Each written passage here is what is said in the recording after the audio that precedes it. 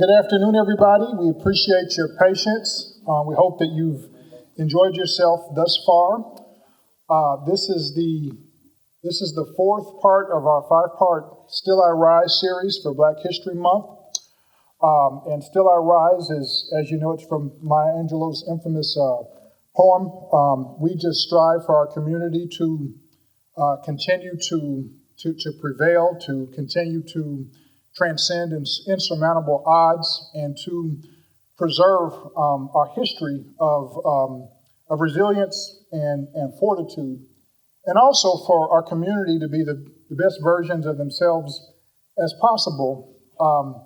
Henceforth, the event that we are offering today, we're going to be talking about an issue that's kind of taboo in the Black community, and that's mental health and therapy, and we just think that it's just apropos to have this discussion. So we have our very own Dr. Keisha Clark. She's a community leader. She's a psychologist. So I'd like for her to come out now. She's going to be moderating the conversation. Dr. Keisha Clark.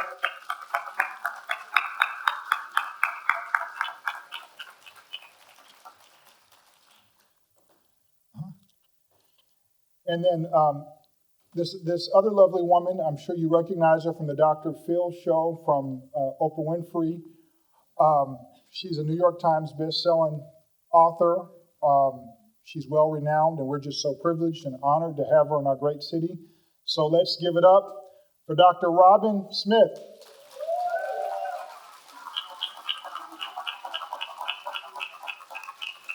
Come on, we can do better than that. Yes.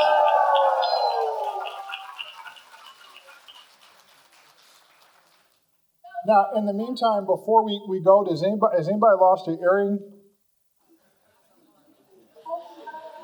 A heart-shaped earring? Okay. All right. Let's give it up. Courtney Vance. Yay!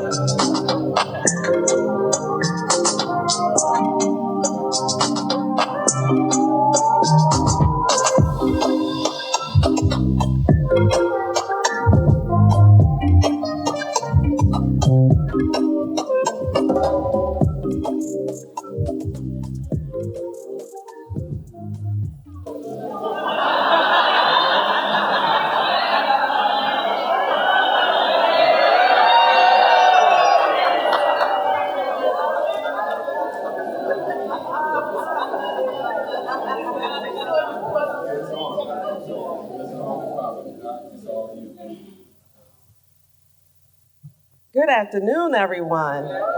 Oh my. So I cannot tell you how it warms my heart to see this room filled with people waiting to hear more about mental health. You know, as a psychologist, this is something that is just a dream come true, that we can break down this stigma and come together as a community and talk about something that's so private, but yet so serious. So I appreciate every single last one of you for coming out today to have this discussion with us.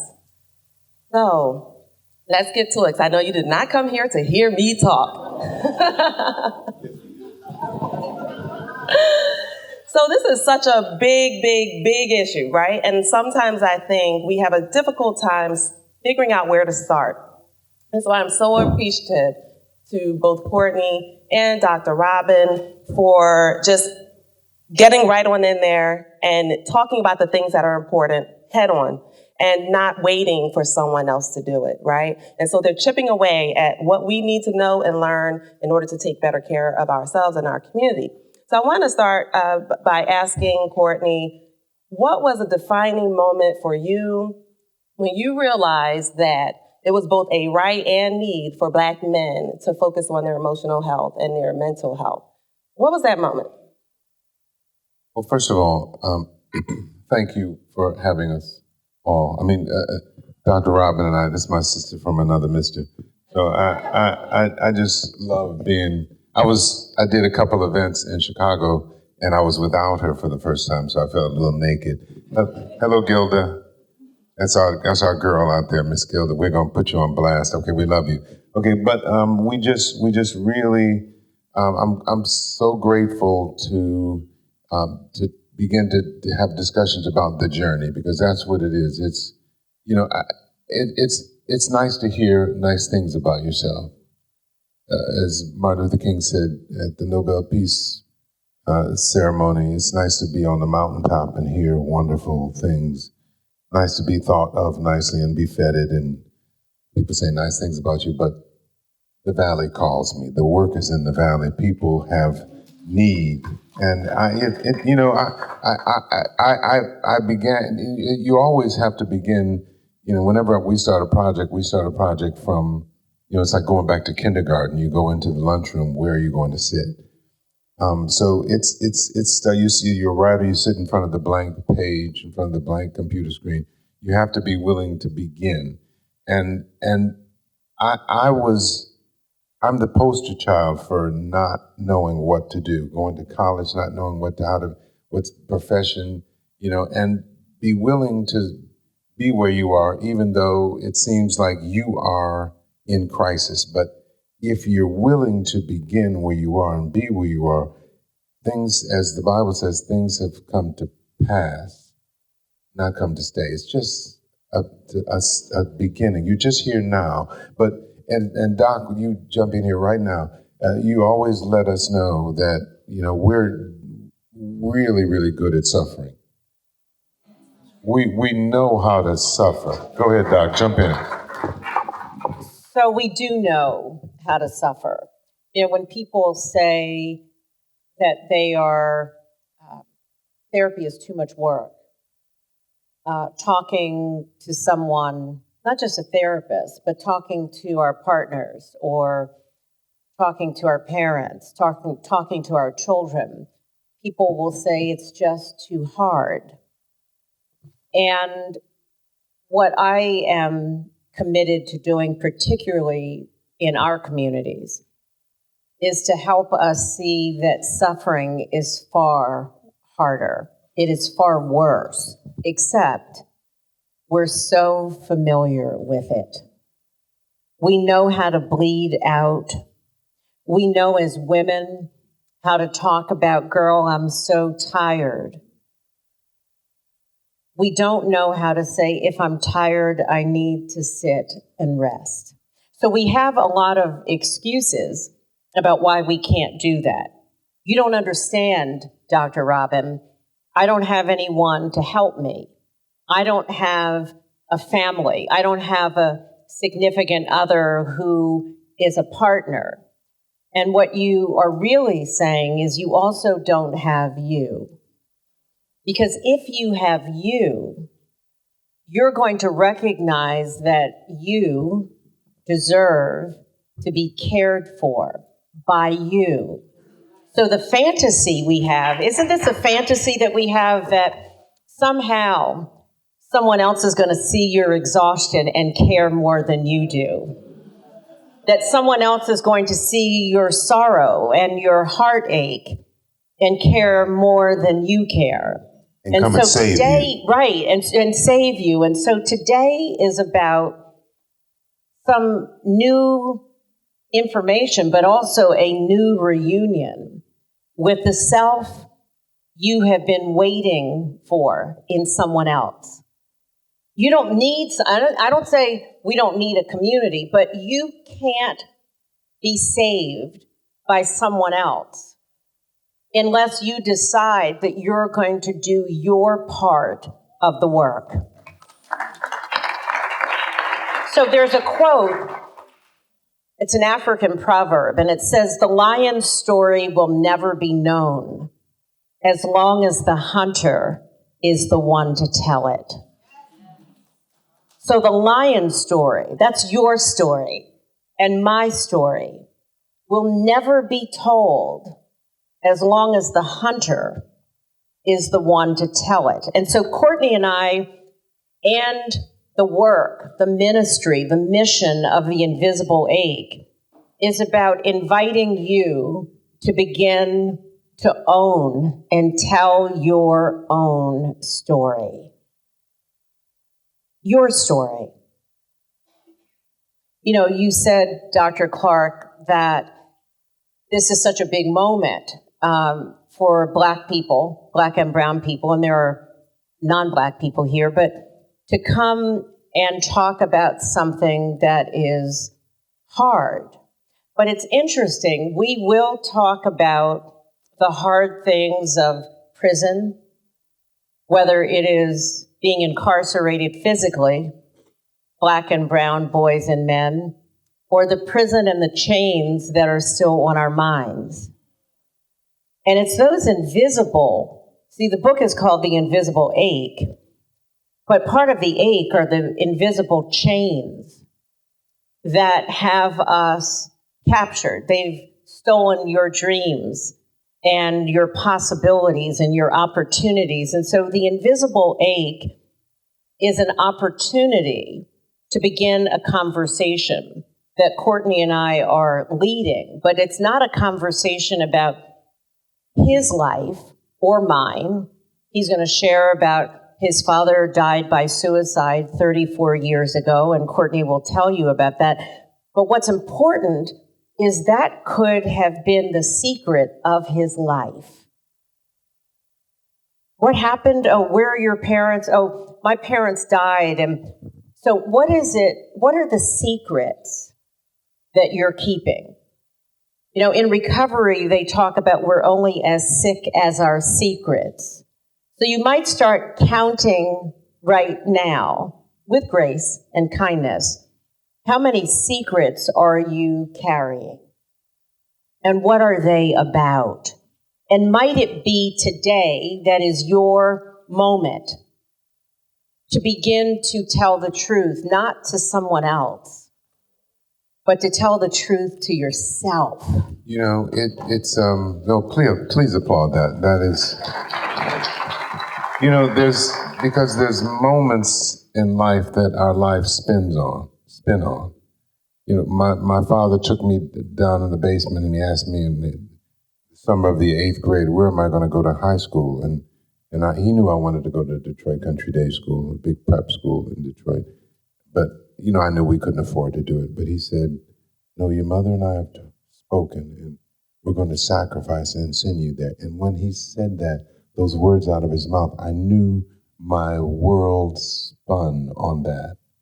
And then it's really about now, what are you going to do about that moment?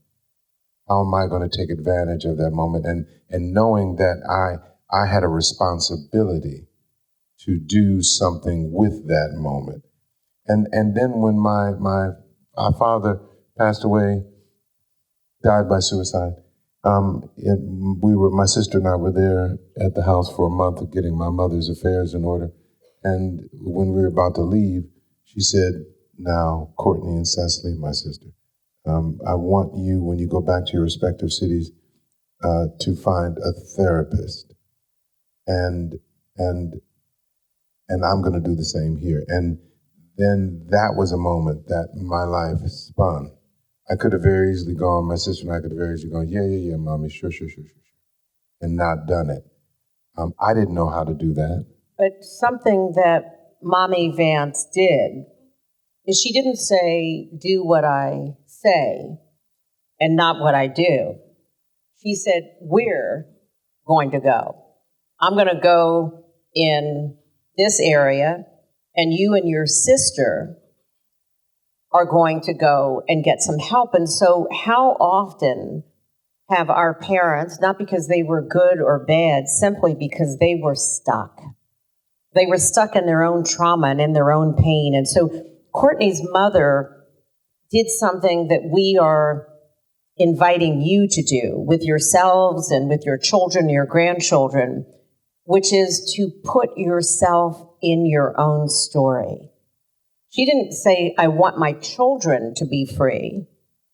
She made a decision that she too, having lost her husband to suicide, that was not going to be the only story or the way that her chapter, that it took up the biggest chapter in her own book. And so a part of what we are asking you to consider today is what Courtney's mother did, which is to claim your own freedom, to claim that there is a path for you that is very different than maybe the path that you could have stayed on had your mother decided we're going to never tell anybody. I mean, there are people, and we don't use the phrase, by the way, committed suicide, because suicide is not a crime.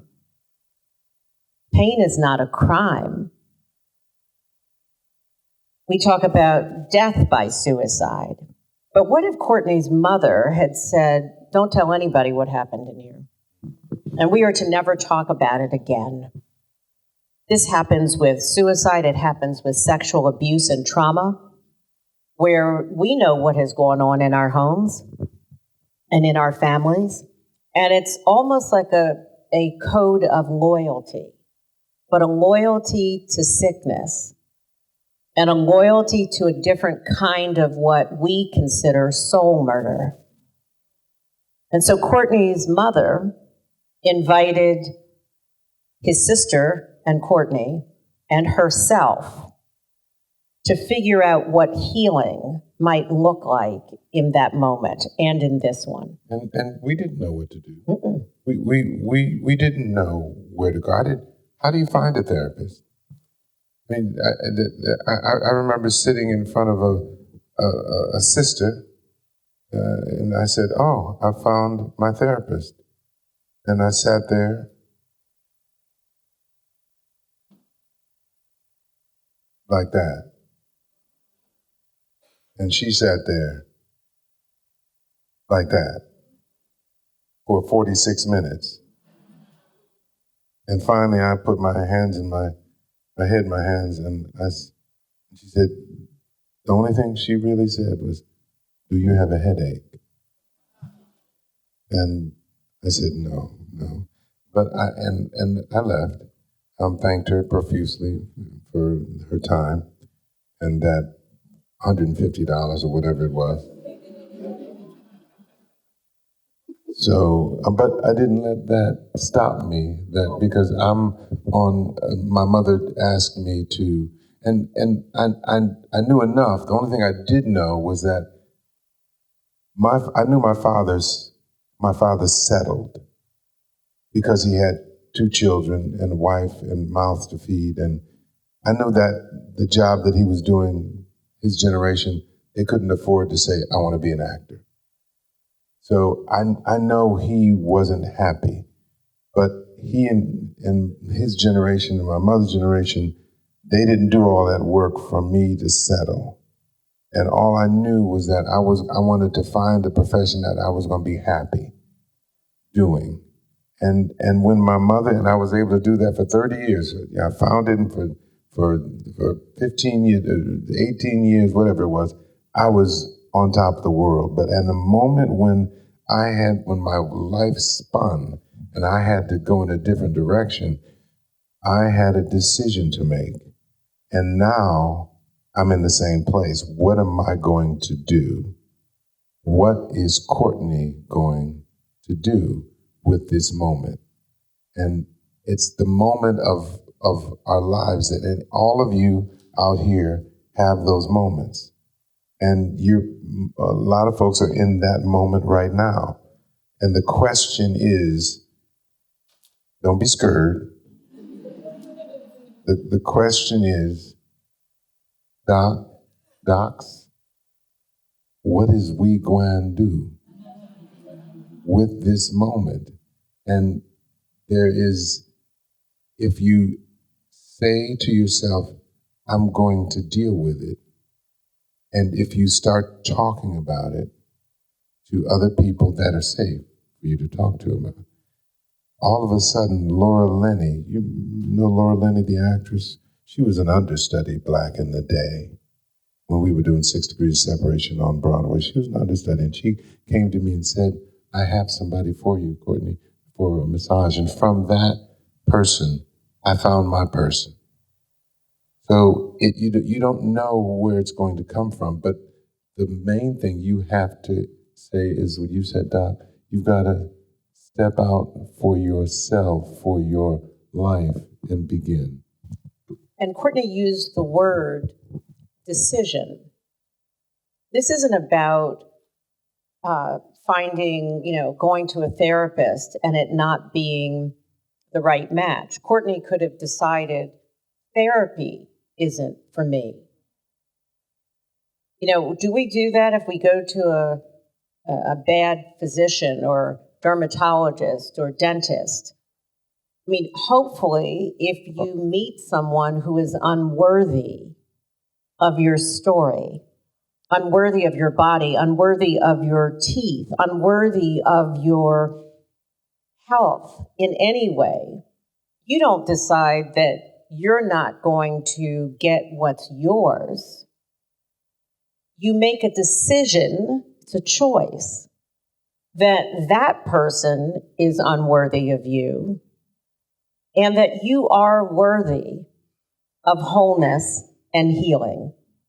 But that's a decision. It is something that we have to feel entitled to.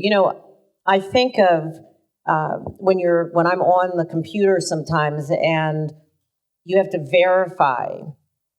It says, that you're not a robot. Well, I had a new one come up recently, and I told Courtney, and he said, "Really?" And it said, "Verify that you are human." Very different. Not what I'm not. I'm not a robot. But this is verify that I am human. And so as Black people, we were taught that we were only 3/5 of a human being. And so somewhere that toxic lie, even though we may be celebrating Black History Month and we may know our Black history facts, there may be something running in the undercurrent of your life that has you living like you aren't fully human. So we all have holes, HOLES. All God's children got holes. And we're longing to be whole, WHOLE, which is a holy, HOLY journey.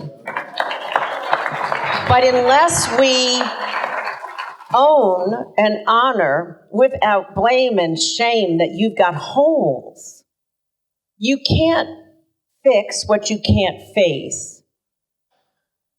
You can't. You can't fix what you can't face, and you can't face what you can't feel. This is so rich. There's so much to unpack. We've talked about breaking it, generational curses. That's what I hear, what we call it in the community. So we've talked about dying by suicide. I think so many of us have been impacted by suicide. We've lost someone we love. We've lost someone we're close to, or someone we knew, and we never knew that they were suffering. We've talked about, you mentioned, Courtney, that you didn't know what to do, but you did so many things right in looking for a therapist. You did so many things right before you got to your therapist, just by opening up and talking to people. So I just want to take a step back and talk about your mother just a little bit. Where did she get that courage?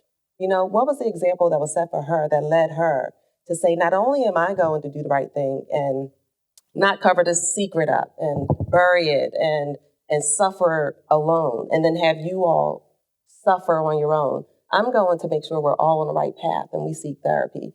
Where did she learn that? Where was that courage? Where did that come from? Great question. That's why we have to talk to our elders. We have to study people who have gone before. I remember saying to my mother when I was 16, 17, about her she was a librarian. She worked in the public library of the main library. the main library of Detroit. I gotta watch myself. She was, a librarian, and I remember saying to her, just my 16-year-old self, smelling my own. So I said, Mommy, that little librarian job. And as soon as the words came out of my mouth, I knew I had made the mistake of my life. And she said, and when my mother got upset, she got real quiet. And she made you come in and do what you. She said, Courtney, this little librarian job of mine pays for that damn Detroit Country Day. I mean, I didn't know how my mother and father had structured the finances for the school. So obviously my father's salary paid for one thing, but my mother's salary paid for the school. And so I said, Mommy, I'm so sorry. She just quietly walked away from me. But, just the idea of, knowing your, she told, I know my father said, my father wanted 5 children, and my mother had 2 younger brothers, and she basically raised those boys, so she didn't want no children. And then when my father saw there were, 2 of them, there had 2 children, and each of the children need a room, he said, okay, now 2 is enough. But my father, different generation, had wanted my mother to stop working. When, the children came, blah, blah, blah. She was like, that ain't happening. And so I remember her, when my father died, and she said, thank God I did not do what your father wanted me to do, because I would be with nothing. So I think it comes from that generation, coming from the generation that they, from their mothers and grandmothers. So my mother knew in her spirit there's certain things and she was a mother who, she would be up to school, sneak attack, just show up. So we knew that our mother, you couldn't get nothing because Daddy was working, Mommy was working, she was working in the main library, but she shifted it and went to the branch, which was close to home, so she could get to us in a boom. And she would go up to school and see my sister had completely changed her clothes, and she would knock on the door and say, go change those clothes. So, we knew that our mother was the one, but we didn't really know Docs. We didn't really know who Leslie Anita Vance was until my mother got sick, and then we would go to Detroit to check on her before she came to live with us. And we would go to her gym and go to the library, and the people we would be, hey, Courtney, nice to see you. Is your mother around? Where's Leslie? She was a superstar. My sister and I said, oh my goodness. She was open.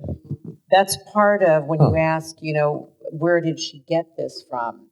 I think part of what you're talking about, and Courtney had a mother that way, and so did I. We had mothers who were unusually open to the things that they were familiar with, and also to things that were strange to them. And so therapy could have been strange, certainly, but she wasn't someone, and Courtney has adopted this from her and his dad, and I from my own parents, about the power of what it means to be open, even when you don't know what to do. That not perpetrating, that we know so much when we really don't. And so what does it mean for Black boys and men? Is it a sign of weakness to ask for directions. Not directions in driving, but directions in living. Not directions in how to get from Wilmington to Dover or to Philadelphia or to California, but how to navigate maybe the death of a child. I mean, do you have permission as a whole human being with holes? The birthright you have to ask for help. So it's part of our divine birthright. And this is what we see with boys and black men, that a part of your birthright to say, ouch, it hurts. It hurts to be followed in a store like you're a thief.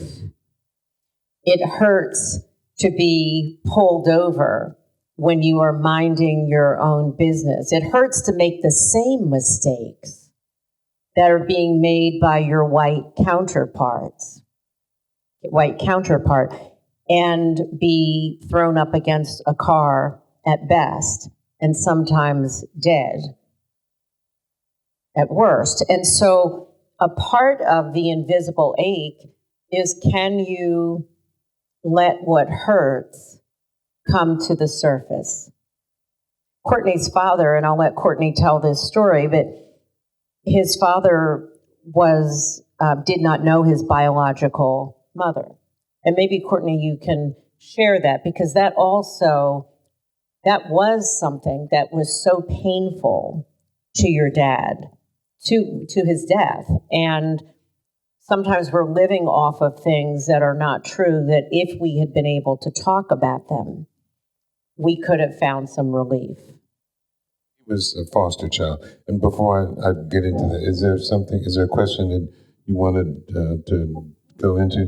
Okay, perfect. Okay, so he was a foster child and never wanted to talk about anything in relation to. So I didn't know anything about his side of the family, my sister and I. And when my mother told my sister and I one time they were in Chicago driving, because they were from Chicago, grew up in Chicago. My father was driving along Indiana Avenue or something like that and saw us. She said, this is interesting. My mother said, Conroy, his name was Conroy. Conroy, stop. What do you recognize? He said, no, and drove on. But he was foster child, and what I do know is that his foster father, my father was very, that push-pull. There was, I think my father, when we were young, little, my father wrote, and we saw the letter, my father wrote to his foster father and say, we need some help. Leslie and I need some help with the bills and all. And my grandfather, you saw the response that he said, well, I've seen these pictures that Leslie has a nice dress on and the children seem to be doing, well, I don't know why you need the money. And my mother she read this, showed us that letter, and she just was, you can see she was seething. She couldn't stand that man. And then ultimately my father was a foster child, of course. I think when you become 18, you come of age and there's a certain amount of money that you're supposed to get. And evidently when he became 18, he wasn't the best of students because he knew he was going to get that money when he was 18. So he wasn't applying himself as he should. And he got to be 18 and that money was gone. Papa spent that money. And so the hurts from his father continued. And then my mother was so upset when the Father Cooper was his name, John Cooper, passed away and didn't leave anything but bills. And my father had to settle all of his bills. But ultimately, my wife and I did the Skip Gates' show, Finding Your Roots. You can see those episodes, And so for my episode, I know the Vance side of the family saw it and found my sister and I and reached out to us. And my sister and I went to Chicago, and it was a party basically. And they were just saying that, your father's mother's name was Ardella. And Ardella periodically would be saying, she lost her mind. She had a baby she had my father she was 17 when she had my father, but she had her first son when she was 15. And on the birth certificate, it used to be, maybe it's still the way now, used to say on the birth certificate, how many stillbirths did you have? I mean, there's a little space for it. And remember I said she was 15 when she had Larry, the oldest child. But on the birth certificate for Larry, under stillbirths, remember she was 15. She had, the number for stillbirths was 6, which meant that they was messing with her since she was 9 years old. And before, no judgments. This is Black in the Day. We dealt with. I played a character, and this genius Aretha played Reverend C.L. Franklin, and he and his family got run out of town for messing with a 12-year-old, and the girl had a baby. So I hear you, but back in the day. Well, not back in the day. Today. And Black in the day, it happened. My grandmother was saying, but she lost her mind, and they sent her back down to Arkansas. When she came back up to Chicago, she would periodically, continually say, "Where's my boy? What happened to my boy?" And they didn't know what she was saying. They figured, "Oh, Nana, stop," blah, blah, blah. But she was talking about Conroy, my father. She didn't know what happened to him. The family took him from her. They took the oldest son, Larry, and gave him to Ardella's sister to raise. And he didn't know that wasn't his mama until he was grown. But there was nobody to take my daddy in, so they put him in foster. Now, if my father had just hung on, he would have found out that his mother was looking for him. And he died thinking that he wasn't loved at all. So, the message from me is just, if you can hold on, if you can find a way. Yeah, and it also is important, we talk in the book about hope. Hold on, pain ends, HOPE. Hold on, pain ends. And it doesn't have to end because of death. Doesn't have to end in the way that people are self-medicating with drugs. But it's important that we understand that sometimes people who are walking around seemingly crazy are hurting. I don't know about you, but I know I've known suffering so deeply that I may not have been walking around talking to myself in public, but if you had seen me in private. And so until we are unashamed of the parts of us that are broken, and broken even in ways that could make you whole. There's a passage of scripture in the New Testament in the book of Acts, and it's talking about a shipwreck. And it says that some of the people, Dr. Clark, when the shipwreck occurred, they could swim. So they were able to swim safely to shore. But some folks don't know how to swim. And it said that the people who couldn't swim to safety got back to shore on the broken pieces. of the ship. And so Courtney and I are really here with extraordinarily great news. That what you thought was discardable, what you thought was meant to be in the trash, actually what you trashed or someone else saw you as trash, actually go in that recycling bin and take it out and recognize that that brokenness becomes your flotation device to get you back to shore. We see these conversations as altar calls, not where you are coming down to meet God or Allah. I see that there are some people who appear to be Muslim in the audience as well. So it's not about that particular come down. This is come down to the floor of your own sacred life and reclaim yourself. Come down and get yourself today. Come down and make the decision that you are, Courtney, worthy. Talk to us about worthy.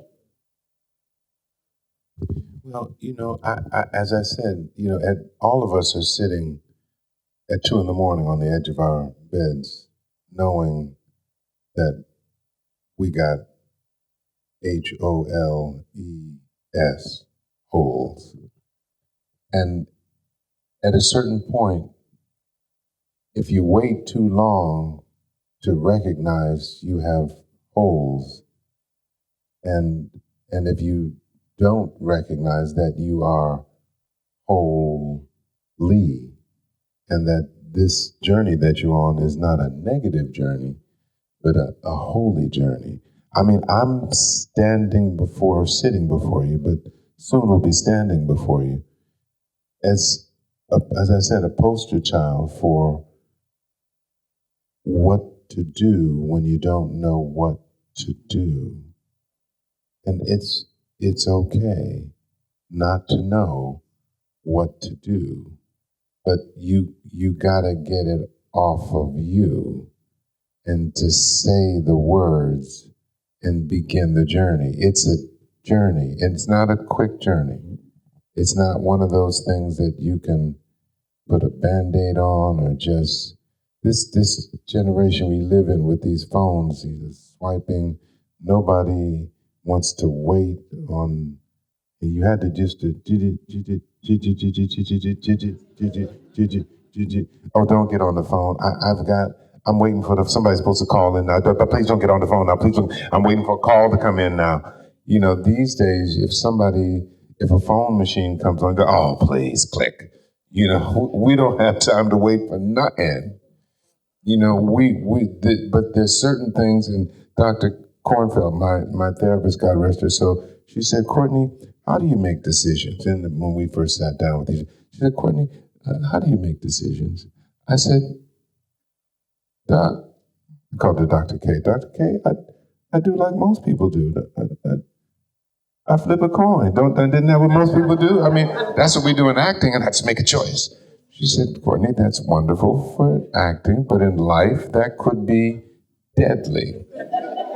And she said, Courtney, do you have the patience to let the mud settle in the water and the water become clear? I said, well, hell no. Ain't nobody waiting for no water to become clear, doctor. Nobody's waiting for water to clear up. I got to go. So, I mean, I didn't know, Dr. Clark, I didn't know that it was okay for me to wait.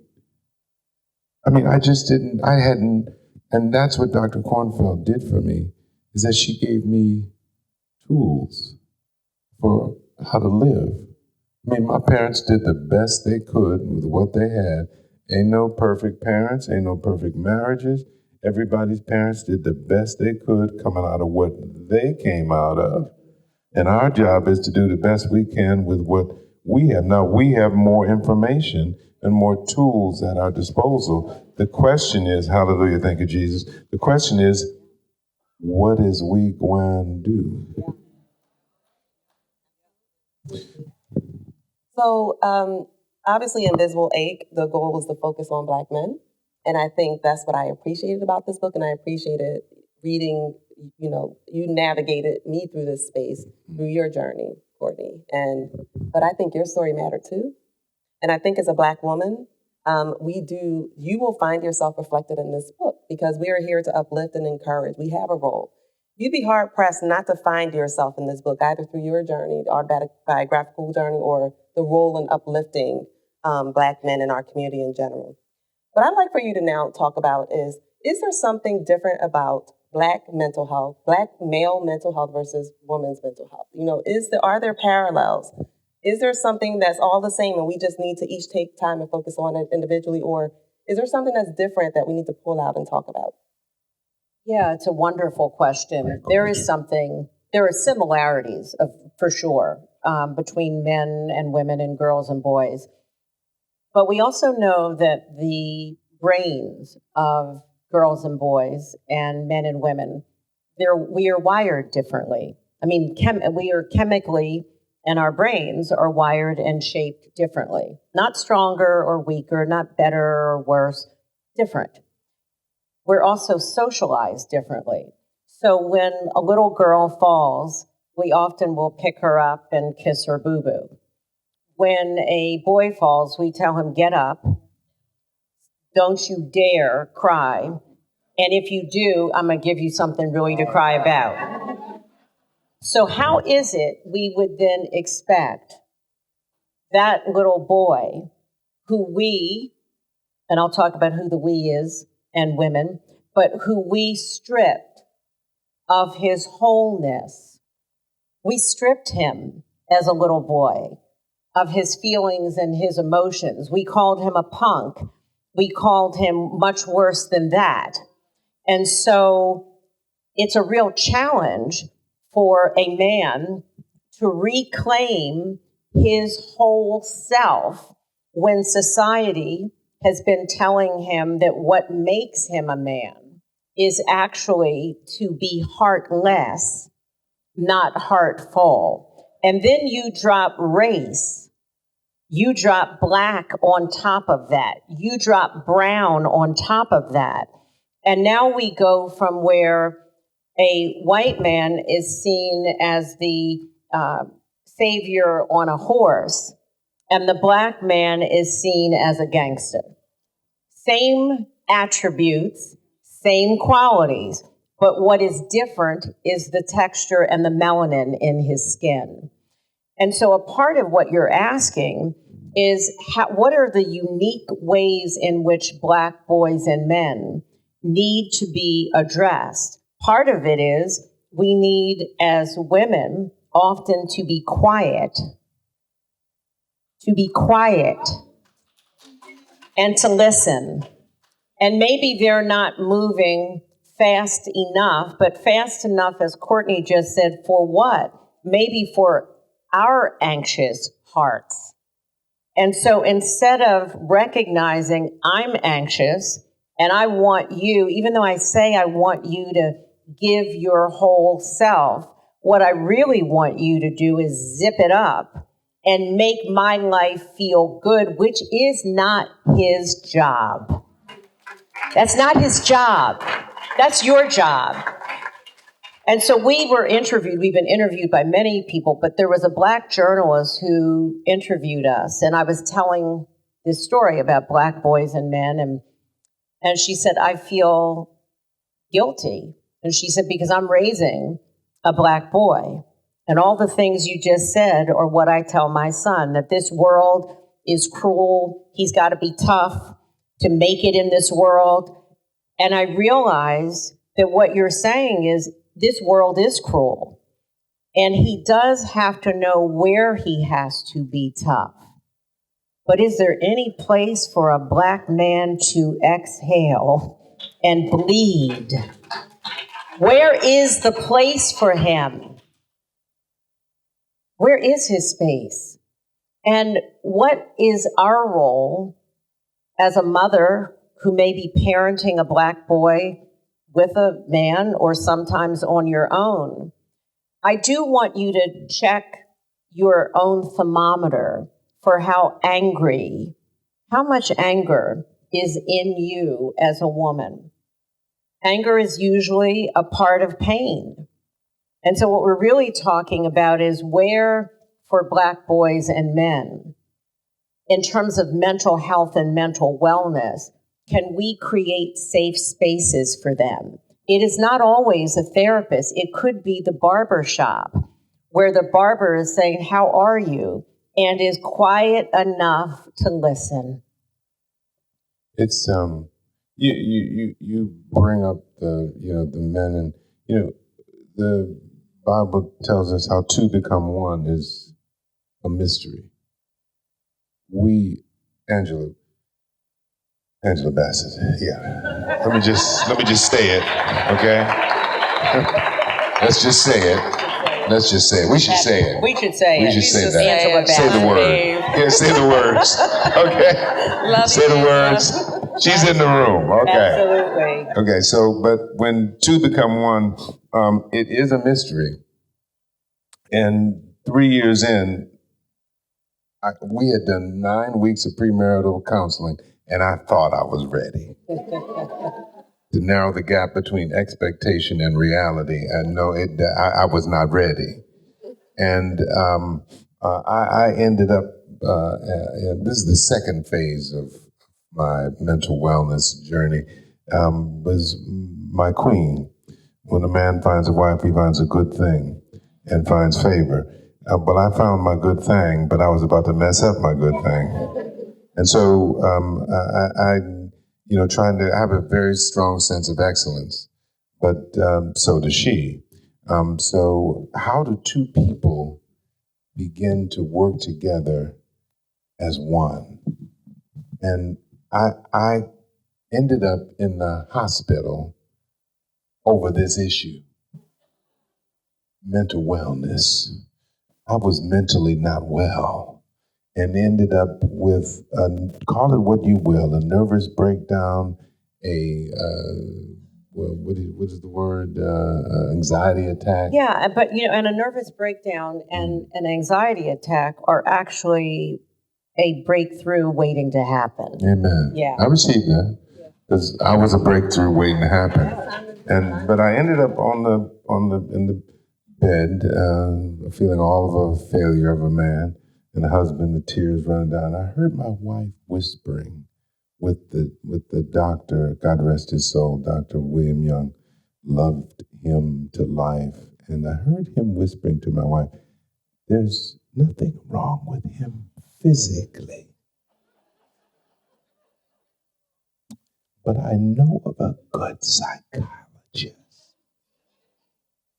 And I heard them whispering, and I heard a voice say to me as I'm laying on the bed, I'm done now. I've completely messed up my marriage. I just don't know. What am I going to do now? Where am I going? So I'm a poster child for not knowing what to do. People, hear all those wonderful things, awards and stuff. That don't mean nothing when you laying on the bed at 2 a.m. It don't mean nothing. It don't mean nothing. Your mama can't help you. Your daddy can't help you. You laying on the bed, and the Lord said, "Are you ready now?" So I called my wife over to the bed. I said, "Baby, take me home, please." "But Courtney, the doctor said that you need to go to a psychologist." "Please take me home, baby." I thanked Dr. Young, walked out of there, went home, blew the dust off that Bible, opened it up, because I needed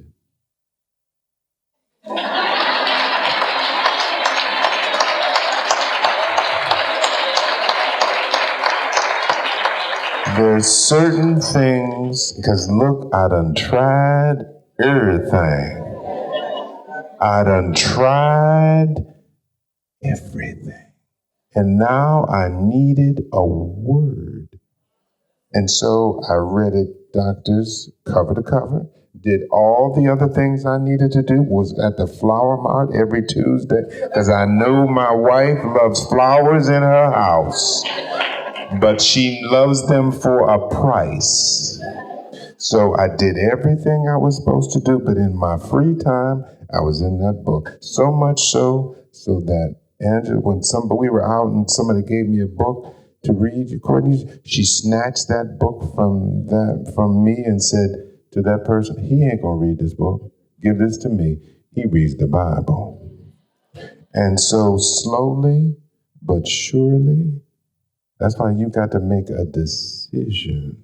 Slowly but surely, she started, the men say, well, woman's supposed to do for me. And I always said to my godly counselor at the time, well, why I got to be the adult? Why do I have to always go and do and show and say? He said, Courtney, that's who you married. So here's the question again. What is you going to do? So I did all those things, and so she was, because Angela was looking to see if I was the man that I said I was. Not calling to check on her. Where you at? How come you ain't did it? Are you okay, baby? Okay, I know you grown.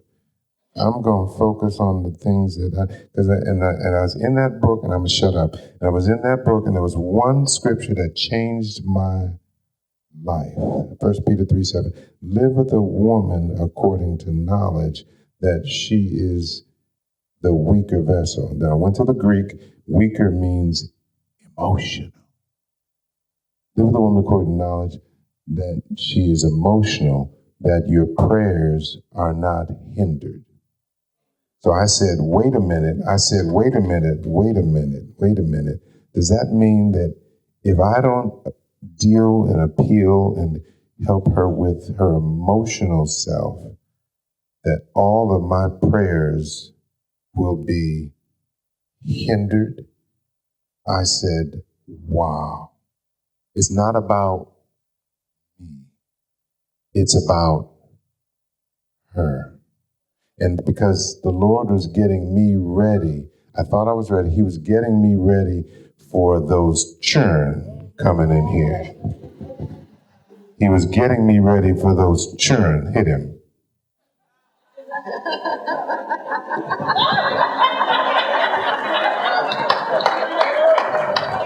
He was getting me ready for those churn coming in here so that we can then begin. If we're not on the same page, we're not going to be on the same page for how to bring them into this world. And we got two churn now that are a testimony to this, to their parents, to their generation, to their people. And it's a testament to me listening to him going, are you ready now, Courtney?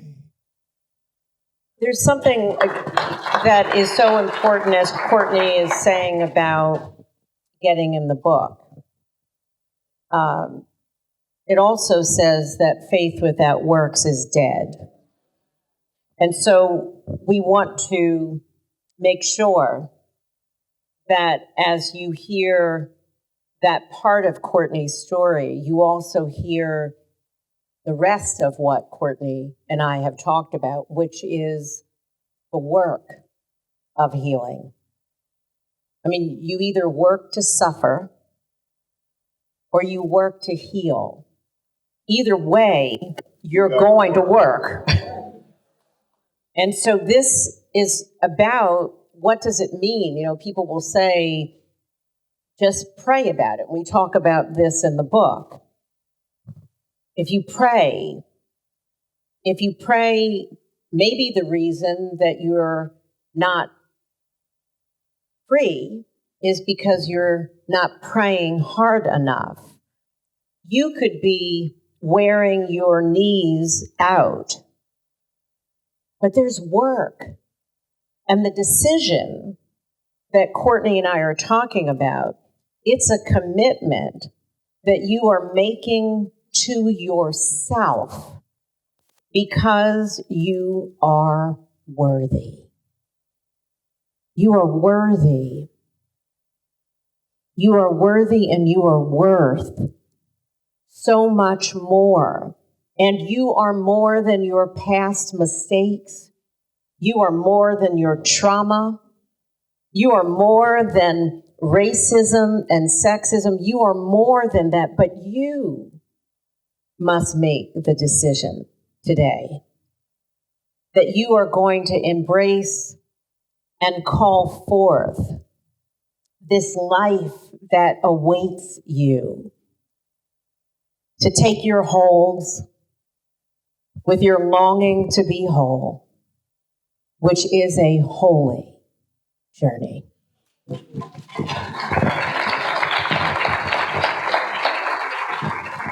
Okay, this very important discussion is coming to an end, so I do have one last question for you. But before I get to the question, just wanted to let you know, please, if you haven't read The Invisible Ache yet, you will see it as a mirror. It is a master class on empathy for all of us in our community. It has just amazing takeaways. You know, the idea of, I don't know where to start. Listen, it's in the book. The takeaways will tell you exactly what you can do step by step to get the support that you need and some of the things you can do to start to alleviate some of your pain. And it's filled with hope. Hold on. Pain ends. It's filled with hope. So we will do a short period of question and answers, right? So if you can come on over to the right. But before we end, just quickly, one of my favorite Bible scriptures is something, especially when I'm grieving, is, you know, you may weep for a night, but joy cometh in the morning. We don't know how long that night ends, but joy will always come. What brings you joy, Dr. Robin? What brings me the most joy is a relationship, not only with God, but a relationship that becomes more loving every day with myself. Because the more I am loving myself, the kinder I can be to everyone else in my life. And so the best gift you can give to anyone, your kids or your workforce, is to develop an intimate, loving, kind, gentle relationship with yourself, which will pour out and overflow with other people. So that's really, and I'm a nature person. I spend my time as much as possible out walking and jogging and in nature, hiking. Yeah. And I love to get out riding my bike or scooters or just walking. And the more I talk to people, and the more I'm an avid reader, Audible. I'm an avid listener. This is on Audible, and The Invisible Ache is on Audible as well. I'm an avid listener. I read no more now than I have ever in my life. But the more I read, the more we're doing a Black History Year study, and the more I was, Cynthia Erivo was feted Dionne Warwick at the Kennedy Center Honors, and somebody sent me that tape, a little piece of her singing, and then I did amazing, gifted. She's so tremendously gifted. And then I did a deep dive into Dionne. And, it continually makes me go, look at us. I mean, I know nothing about Dionne Warwick, but she is like number 74 on the all-time list of top hits, and I had no idea. But who is she? What, as opposed to Nancy Wilson, as opposed to Aretha Franklin, as opposed to Barbra Streisand, what did Dionne have to deal with in her life as a Black woman dealing with a white man who she was his muse, Hal David and Burt Bacharach? What was it like to be her? What was it like for Abraham Lincoln during in that moment when he had to make that decision. What was it like for MLK? What was it like for Malcolm? I mean, so I want to know, because when you talk to people, you're talking to people. You want to have something to talk about. You want to know. It makes me a better person when I come up on somebody and basically all we want is to be acknowledged. When I'm on sets, the PAs, those are the people I go up to and shake their hands and go, "What is your name?" And not only do I ask their name, Carla Jones, Carla Jones, Carla. And the next time I see them, "What's up, Carla?" And it changes people's lives. And it's not difficult. It's just a commitment to connect with people. I will never see them probably again. When you get on the elevator and you see, "Hey, how are you doing? Nice to meet you." I'll never see them again. I'm sitting next to somebody on the plane. "Doc, I'll never see them again." But we made a connection. I'm not going to sit somebody on the plane for 5 hours and pretend we didn't. And then when we land, "What's up? Hey, yeah, nice. Yeah, see you later." Okay, I'm not doing that anymore. Yeah. So that brings me joy, connecting with people, knowing that we made a connection, and giving that to our children. Well, So, and Courtney is addressing, the title, The Invisible Ache. Invisibility is, I believe, the greatest wound to the soul. If you want to hurt someone, and we all know this, just look at them, but look through them. We've all had that experience of someone not seeing us. And so I want to call forth the power of what it means to say, "I see you. I see you. And you see me," in that moment. And we may never see each other again. But in this moment, I see you. And that is really, when we talk about what would healing look like for Black men and boys. And this is a challenge because, and we talk about this in the book, that Black men and boys are often seen, but how they are seen is toxic, pathological, demonizing. My father wrote a book, who was a great physician, a civil rights leader with Dr. King. He wrote an article that said, "How is it that angel food cake is white and devil's food cake is black?" My father wrote about this in the 60s because there's something about Blackness that has been pathologized. And so if we see each other in our differing melanin complexions, and we bless each other in that, there is something healing.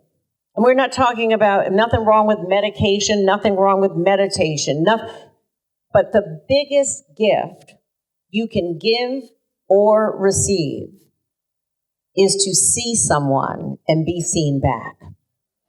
Yeah.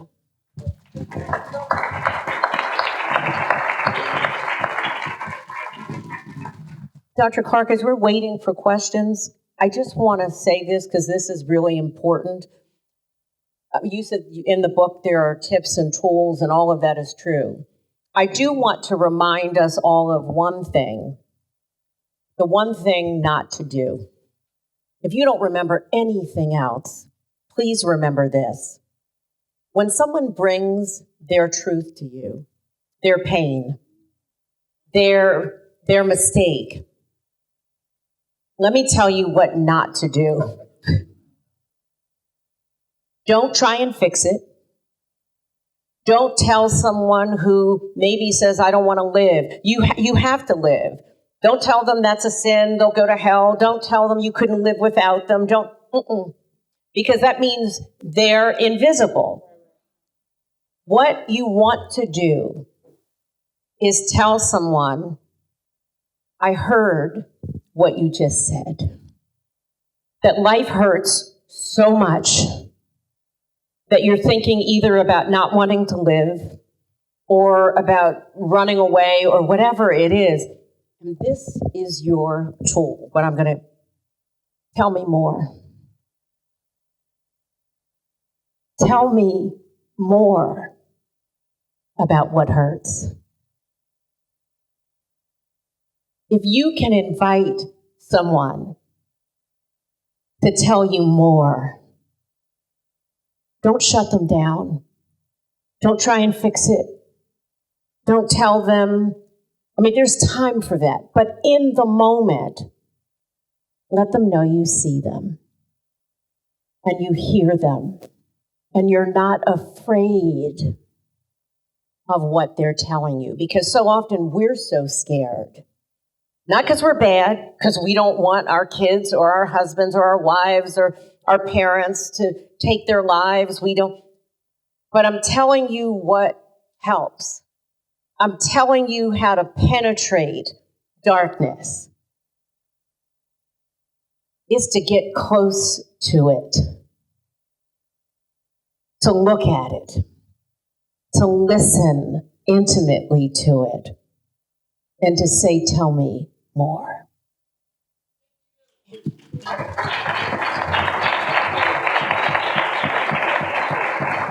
Okay, we have time for a couple of questions. No soliloquies or commentaries, just a question. Anybody over here? Hi, good afternoon. I don't have a question, but I do want to offer just a comment, and that is to you, brother. Thank you so kindly for speaking about your father the way that you did in terms of his passing by way of suicide. That is something that is very well kept silent, as even in my own family. Okay, any questions? Questions?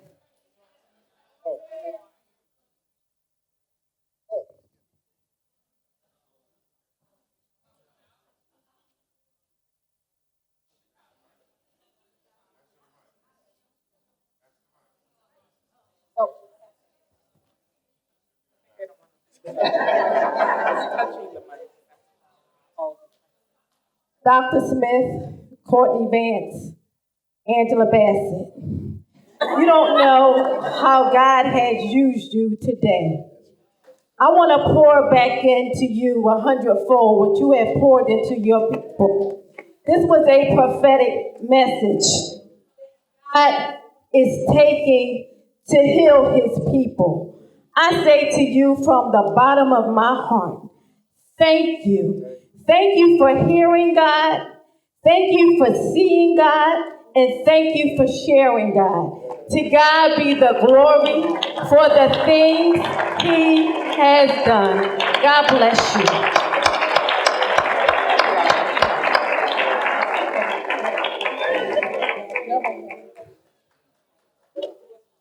Okay, does anybody have a question? You have a question? You have a question? All right.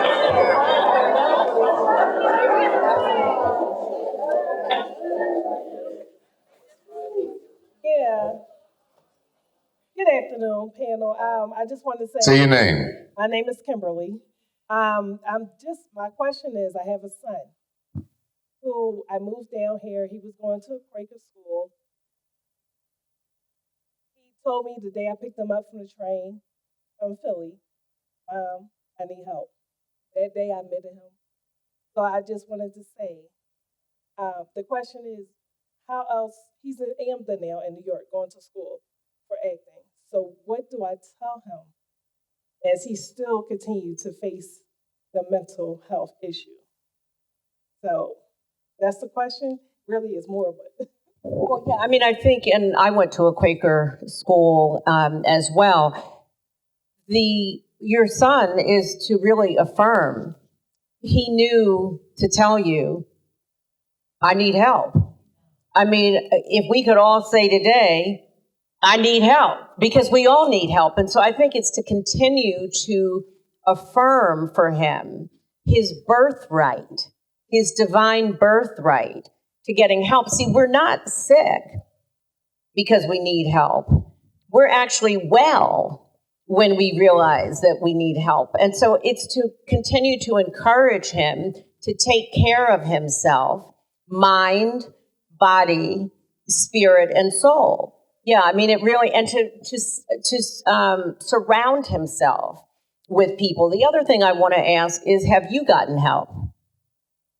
And you don't have to answer. Let me say this. You don't have to answer that. But the reason I ask is the best thing we can do for our children is live the liberation in front of them. And if we live the liberation in front of them, they see that I'm going to get help. They see I get my teeth cleaned. They see that I go to therapy. So if we are living the liberation in front of them, we're creating a dialogue, which Courtney and Angela have with their children. I have with my family. It is not that we're telling them to do something like Courtney's mother did. She did it. And then her children followed her lead. Yes, wonderful.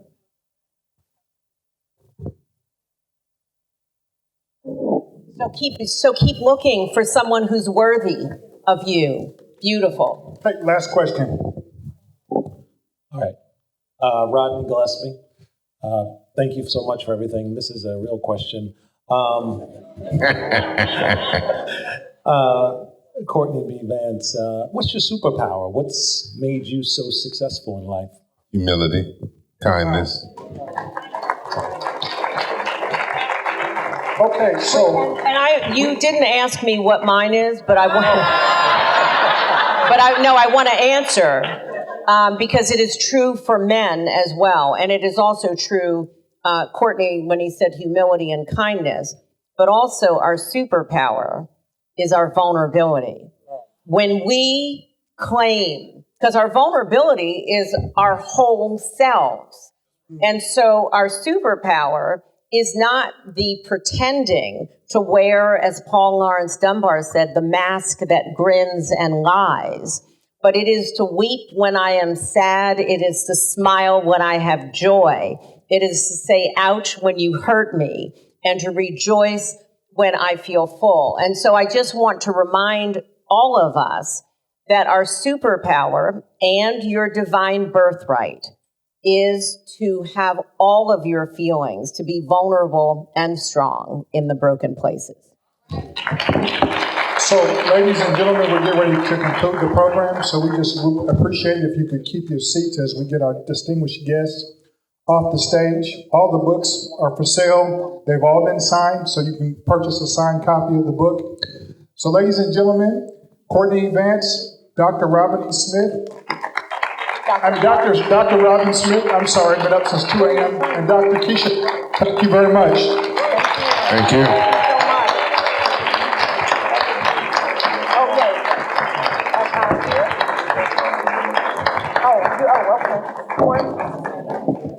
So if you all could take your seats till we can get them off the stage, we'd appreciate it. Thank you for your cooperation. Okay, let's stand up and take a group selfie.